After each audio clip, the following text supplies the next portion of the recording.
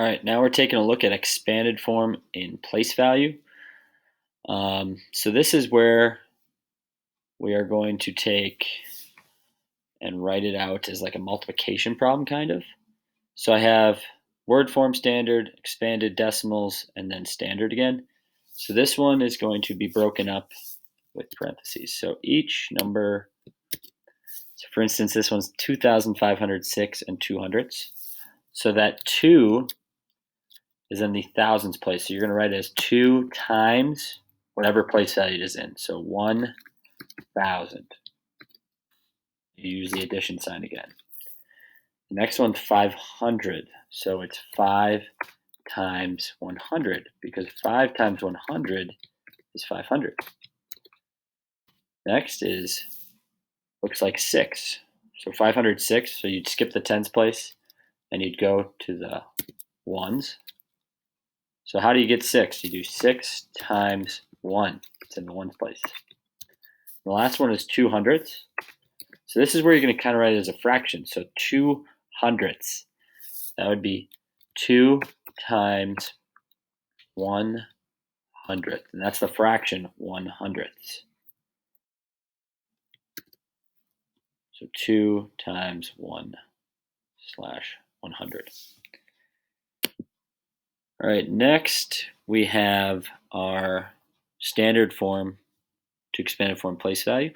So 36 and 19 thousandths. So that 3 is in what place value? It is in the 10. So 3 times 10, which gives us 30. And that's 6 is in the ones place. 6 times 1. And now we're skipping to our decimals here. We have the 0 that we can skip. We're going to go to the 1. That 1 is in the hundredths place.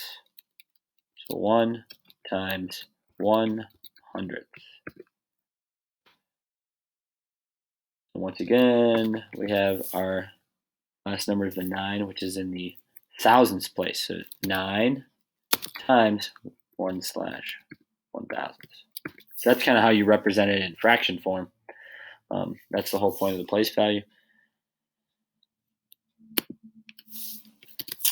So now I have expanded form decimals, so I'm going to switch that to expanded form place value. So I have 1,000, so that's 1 times 1,000, because the 1 is in the thousands place. Oh, forgot my comma.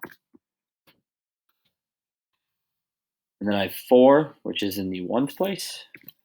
So I have just 4 times 1. Remember, you're making every one of these into a multiplication problem. I have a 1 in the 10th place. So 1 times 1/10. And the last one is a 9 in the thousands again. So 9 times 1,000. Last one, standard.